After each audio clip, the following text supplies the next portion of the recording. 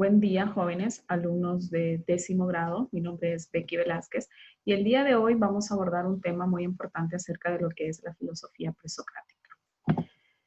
Como saberes previos, tenemos dos conceptos muy importantes acerca de lo que es filosofía y filosofía presocrática. Podemos decir que filosofía es el conjunto de reflexiones sobre la esencia de propiedades de causa y efecto de las cosas naturales. Por ende, podemos descifrar que la filosofía presocrática reúne una serie de métodos relacionados por un grupo de filósofos en cual aborda lo que es comprender y especificar el origen natural.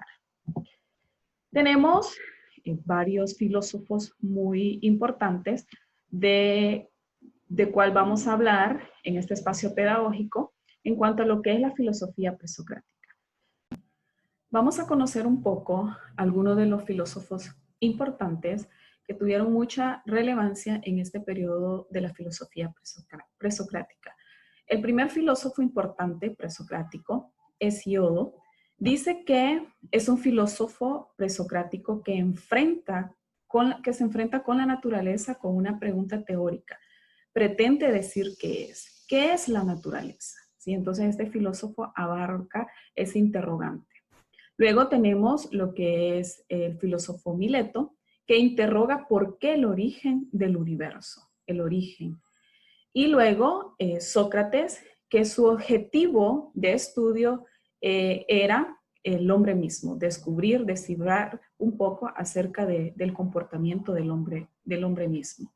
Luego tenemos el siguiente, que es Platón, este filósofo presocrático que es descifra qué es el verdadero conocimiento.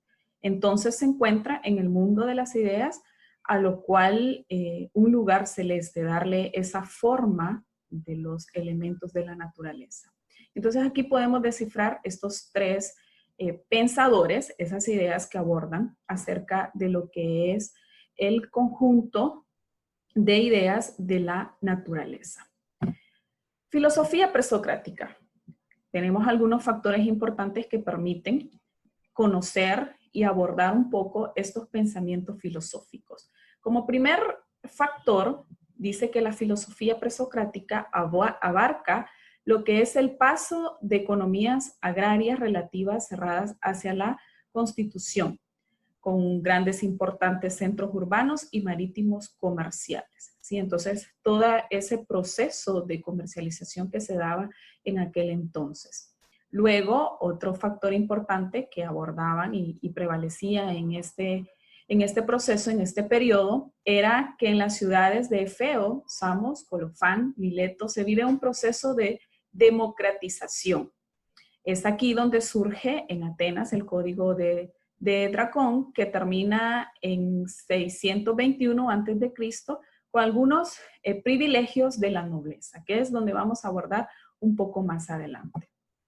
Luego, a continuación, se nos presentan otros criterios o factores muy importantes, como ser la aparición de la moneda, la escritura alfabética, el calendario, la organización política de las ciudades y también el mayor progreso técnico, ¿sí? Que en este entonces, en este periodo, pues surgía. Algo muy importante y relevancia que tenía el filósofo presocrático Mileto era que no había o no existía una casta, ¿verdad? O sea que surgía una ascendencia o una descendencia de una persona. Entonces se investigaba el origen, de dónde trasciende y a dónde asciende lo que es el origen del hombre. Y luego, como quinto, tenemos el intercambio cultural con otros pueblos. Esas ideas, esas culturas, esos pensamientos, ese comportamiento que surgió en este proceso, en este periodo, entonces se abordaba en lo que es la filosofía presocrática. Características. ¿Cómo podemos identificar las características en este periodo presocrático? Bueno, entonces una importante característica es una sustancia natural. Estos pensadores griegos, este grupo de pensadores griegos, se enfocaba en descifrar esos elementos que daban vida a la naturaleza y por qué el origen de ello. Luego tenemos con capacidad de movimientos y autotransformaciones, ¿verdad?